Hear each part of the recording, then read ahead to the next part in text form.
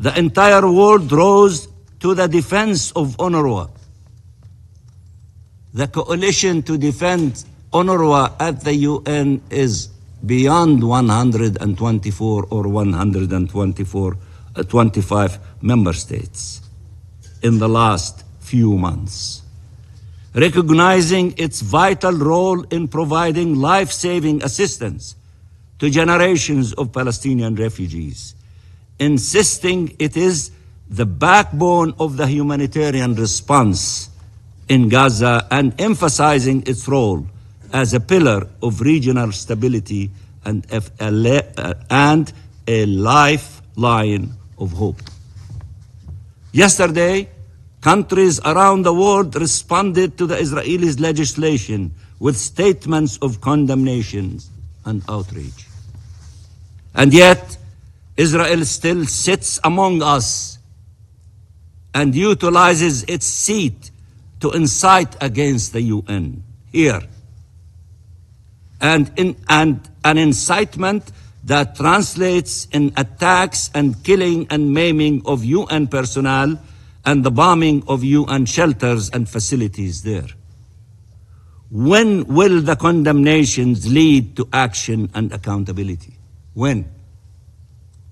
Israel is waiting to see the international response to its actions, and in the absence of deterrence, Israel will move on to the next chapter of its crimes. The genocide is only possible because of impunity. Genocide is only possible because of impunity. Israel has crossed every red line, broke every rule, defied every prohibition. When is enough really enough? When are you going to act? Mr. President, this seat where I sit, where I am sitting, belongs to the Palestinian people. This seat where I'm sitting behind the state of Palestine belongs to the Palestinian people, to every one of the millions of Palestinians. The Palestinian people who are besieged, bombed, and starved as we speak. 43,000 have been killed by Israel and are accounted for. Many more are unaccounted for under the rubble, buried under the rubble and in mass graves. 100,000 Palestinians have been maimed, many of them enduring permanent disabilities or amputations. 2 million are displaced. Entire communities endure successive attacks by occupation forces and Israeli settlers. Thousands of prisoners are arbitrarily detained, brutally assaulted, some raped, others killed while in detention, and there is still now no end in sight for their agony. We salute them from this chamber. They are the bravest among us. When council members speak, they should address them, all of them, every single Palestinian. Not me. I will vacate this seat now with one last message. This seat is not empty. It is filled with people enduring unspeakable pain that cannot reach you. You have to reach them.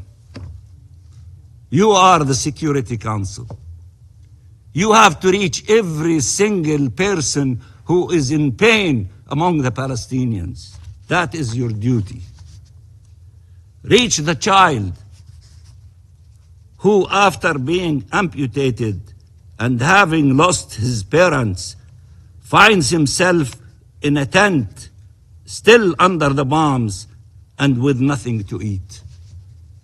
The mother who still talks to her little child, imagining he could still be alive after months under the rubble. The father who left to find food for his family, only to return to find them all killed. Talk to them. Tell them what you intend to do. Tell them what you intend to do. Or tell them they are left alone to die. Honor the memory of those killed and save those who can still be saved by deciding on an immediate and unconditional ceasefire and the provision of life-saving assistance, while all efforts continue to ensure implementation of this Council's resolutions. By ending impunity and ensuring accountability, by finally bringing to an end this terrible injustice. Let your actions match your words. Stop this genocide or forever remain silent. Thank you, Mr. President.